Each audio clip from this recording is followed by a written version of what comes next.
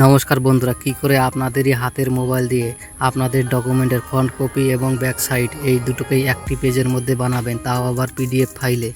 শুধু তাই নয়, সেই ফাইলটির সাইজও আপনাদের প্রয়োজন মতো কমিয়ে নিতে পারবেন।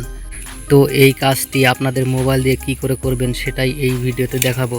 কিন্তু তার আগে আপনারা ভিডিওটিকে লাইক আর চ্যানেলটিকে সাবস্ক্রাইব করে পাশে থাকবেন। তো চলুন শিখে নিন পুরো বিষয়টা, কারণ ভবিষ্যতে আপনাদের এটা অনেক কাজে লাগবে। তো আপনাদের এই কাজটি করার জন্য কোনো থার্ড পার্টি সফটওয়্যার ইনস্টল করতে হবে না, আপনাদের গ্যালারিটাই খুলে নেবেন। এরপর গ্যালারি খোলা হয়ে গেলে যে ডকুমেন্টটাকে তৈরি করতে চান সেই ডকুমেন্টের ফ্রন্ট কপি এবং ব্যাক সাইড দুটোকে সিলেক্ট করে নেবেন। এবার সিলেক্ট করা হয়ে গেলে আপনারা নিচের দিকে ক্রিয়েট বলে একটি অপশন দেখতে পাবেন, সেখানে ক্লিক করবেন। এবার এখানে ক্লিক করার পর আপনাদের সামনে দুটি অপশন চলে আসবে, সেখান থেকে কলেজ বলে যে অপশনটি রয়েছে সেখানে ক্লিক করবেন। এবার এখানে ক্লিক করার পর আপনাদের সামনে অনেকগুলি ফরম্যাট চলে আসবে। এবার আপনারা চাইলে সেই ফরম্যাটগুলির উপর ক্লিক করে যে কোনো একটি বেছে নিতে পারেন, কিন্তু আমি এই 1 নম্বর ফরম্যাটটিকে দেখাবো। ফ্রি বলে যেটা রয়েছে সেটার ভিতরে অনেক কাজ রয়েছে, তাই এটাকে আমি বেছে নিলাম। এবার 1 নম্বর ফরম্যাটের উপরে ক্লিক করলে আপনাদের ডকুমেন্ট দুটির কপি এরকমভাবে এলোমেলোভাবে চলে আসবে। এবার এই এলোমেলো কপিগুলোকে সোজা করতে হবে। সোজা করার জন্য যে কপিটাকে সোজা করবেন তার উপরে ক্লিক করবেন, তারপরে এদিক ওদিক নিয়ে টেনে নেবেন। তারপরে এই যে রাউন্ড অ্যারো রয়েছে এখানে ক্লিক করে এটাকে ঘুরাতে পারবেন, মানে সোজা করতে পারবেন, এবং কপিটিকে আপনার প্রয়োজন মতো ছোট বা বড় করতে পারবেন। এভাবেই আপনার প্রয়োজন মতো দুটি কপিকেই এডিট করে নেবেন। এবার সব কিছু ঠিকঠাক এডিট করা হয়ে গেলে আপনারা উপরে ডান দিকে দেখতে পাবেন একটি সেভ চিহ্ন রয়েছে, সেখানে ক্লিক করবেন।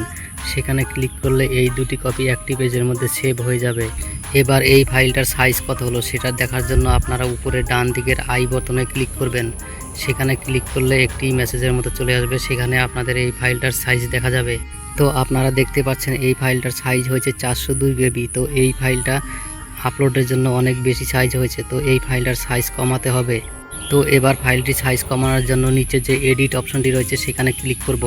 এরপর উপরে রেজুলেশন রয়েছে সেখানে ক্লিক করতে হবে।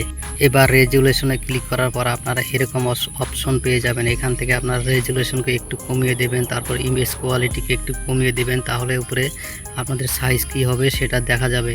তো সেখান থেকে আপনাদের হিসেব মতো সাইজ কমিয়ে নেবেন। তো এবার সাইজ অ্যাডজাস্ট হয়ে গেলে আপনারা উপরে টিক করে দেবেন, তাহলে এই কপিটি নতুন সাইজে সেভ হয়ে থাকবে।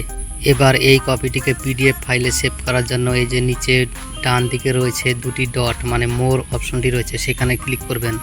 এবার এখানে ক্লিক করার পর আপনাদের সামনে কতগুলি অপশন চলে আসবে এবং সেই অপশনগুলিকে স্ক্রল ডাউন করে একটু নিচের দিকে চলে আসবেন এবং দেখতে পাবেন পিডিএফ বা পিপিটি বলে একটি অপশন আছে, সেখানে ক্লিক করবেন।